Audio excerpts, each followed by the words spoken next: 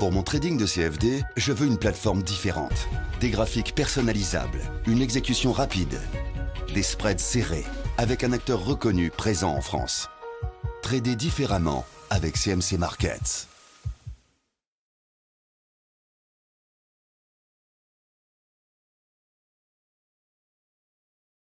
Bonjour, nous allons étudier aujourd'hui le suivi d'Alcatel.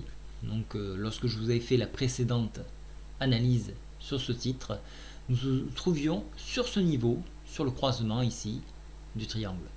Alors, encore une fois, dans le souci de bien apprendre et de bien chercher les informations, je vais vous donner un nouvel outil pour chercher les informations sur les titres.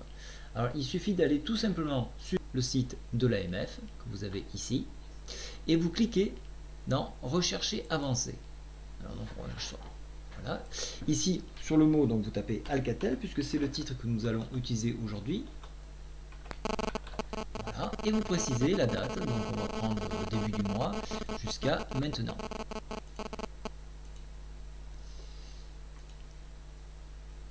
Voilà, ici, et on fait lancer la recherche. Donc ici, vous allez avoir toute une flopée d'informations, dont le rapport, ici, rapport annuel 2013, qui a été publié le 2 juin 2014 à l'AMF. Donc on fait consulter, et une fois que vous pouvez vous accédez à la page, vous cliquez donc sur le rapport que vous téléchargez.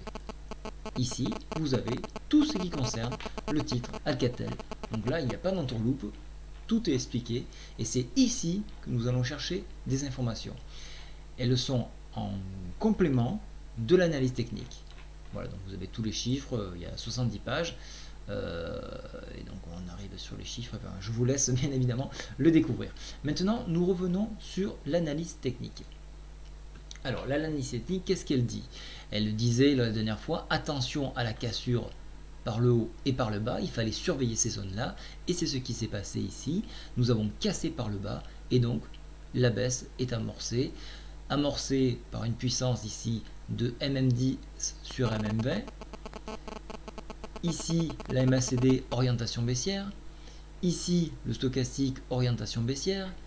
Et le Ripples, bon, on va en reparler, mais pour l'instant, tout était orienté à la baisse, donc il y avait vraiment de très fortes chances pour que le titre dévisse. Et c'est ce qui s'est passé. Alors maintenant, on a bien baissé, il est temps de revenir sur le titre et de le commenter. Ici, vous voyez que nous sommes sortis de la Bollinger, donc je vais faire un petit zoom, T1, T2, T3, T4, réintégration. Donc alors, dans l'apprentissage des Bollinger, on sait que lorsqu'on réintègre ici les Bollinger, on a une tendance à aller chercher la MM10 ici, qui se trouve à 2,78. Voilà, donc ici on est actuellement à 2,67, donc il y a un potentiel d'aller chercher ce niveau-là. Mais est-ce que pour autant on va aller le chercher? Alors, c'est là qu'on se tourne plutôt vers des indicateurs. Les indicateurs MACD, vous voyez que si on agrandit un petit peu, au niveau des histogrammes, ils sont totalement plats. Donc on est en train de consolider cette baisse ici. Au niveau du stochastique, on voit qu'on est repassé en zone positive, mais toujours dans une zone de survente. Donc là, on a tendance également à observer un retracement. Donc on va essayer de repartir à la hausse. Voilà un petit peu donc des indications importantes. Le Ripple, ce que je vous avais expliqué sur la dernière vidéo d'Alcatel, on est excessivement baissier, on a trop baissé d'un coup, donc là aussi il faut avoir cette consolidation. Une consolidation, c'est nécessairement repartir dans l'autre sens. Alors je vous ai tracé un retracement Fibo ici. Alors, je vais baisser ici et remonter un petit peu. Voilà, donc le retracement Fibonacci, qu'est-ce qu'il dit? Il dit au-delà du franchissement 23,6, on va tendre à aller vers les 38,2, c'est-à-dire revenir chercher les 2,75. Donc c'est ce que l'on peut viser si on souhaite jouer la hausse pour ce titre. Attention, et là je me tourne vers l'hebdomadaire pour avoir une vue plutôt générale. Alors, je vais agrandir un petit peu. Vous voyez qu'on évolue. Alors attendez, je vais effacer. Voilà, ici, pour que ce soit beaucoup plus clair. Vous voyez que nous avons enfoncé la MM10 en hebdomadaire et nous sommes venus nous appuyer sur le bas de la Bollinger. Nous sommes orientés à la baisse, les indicateurs sont toujours orientés à la baisse, le stochastique également, le Ripple est tout à fait convenable, il est plutôt en zone neutre, donc vous voyez qu'il y a encore du potentiel. Qu'est-ce qui se dit sur cette bougie là? Cette bougie qui est proche d'un Marubozu, alors le Marubozu en chandelier japonais, c'est une figure pleine, rouge ou verte, hein, peu importe le sens, mais qu'est-ce qu'il est dit de cette théorie du Marubozu?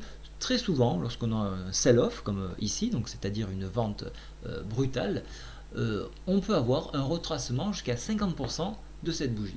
50% de cette bougie, donc si je me mets à peu près ici, vous regardez, on se trouve à 2,75. Maintenant, je reviens sur le graphique que je vous ai montré en journalier, et 2,75, miraculeusement, c'était le retracement Fibonacci, que je vais effacer maintenant, qui était à 2,75 ici. Donc potentiellement, nous avons une hausse probable jusqu'à 2,75 pour ensuite poursuivre le mouvement baissier dans la continuité de l'hebdomadaire, c'est-à-dire d'autres potentiels. Alors les potentiels baissiers, nous en avons un ici, donc revenir chercher les 2,60 qui correspond à ce niveau-là. Et je vais tracer une petite droite. Alors j'aime bien prendre beaucoup plus de recul pour voir à quoi ça correspond. Voilà, s'il y a d'autres zones, vous voyez qu'on a une zone de congestion ici. Et ce point-là. Donc on va tracer de ce niveau-là. Attendez, j'ai oublié de sélectionner, mais je l'ai mis. Alors, attendez, je vais l'effacer. Voilà, vous voyez que c'est en direct que je vous trace les graphiques. Il n'y a pas de tricherie.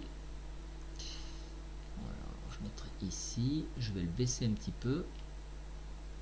Voilà, je veux être plus parallèle par rapport à ce point-là. Je vais épaissir le trait. Et je le fais en pointillé. Voilà. Alors, je vais le remonter un petit peu. Voilà.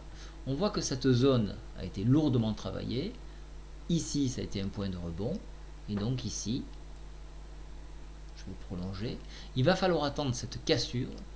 Donc alors l'objectif bien évidemment à la hausse, c'est de chercher les 2,78 au maximum, 2,75 pour le retracement Fibonacci, pour ensuite revenir chercher les 2,62. Et là, en enfoncement, là ça deviendrait très dangereux, puisqu'on irait chercher des points beaucoup plus bas sur cette zone ici, où on voit qu'il y a une congestion ici, qui porterait à 2,45. Donc, et au vu de la Bollinger, vous voyez qu'un écartement ici, donc retour à la volatilité, c'est fort probable. Donc la probabilité de hausse est faible et la probabilité de baisse est forte.